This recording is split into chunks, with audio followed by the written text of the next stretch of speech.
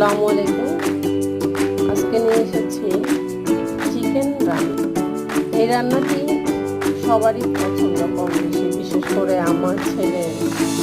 আমার হাতের চিকেন রান্না অনেক পছন্দ। আজকে ছিল বৃষ্টির দিন,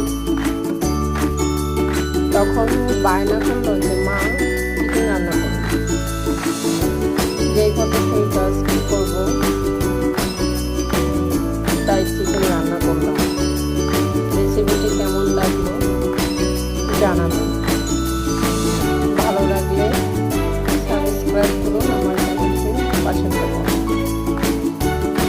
সবসময় মজার রেসিপি নিয়ে আপনাদের সামনে হাজির হব। সবাই অনেক ভালো থাকবেন এবং আমার জন্য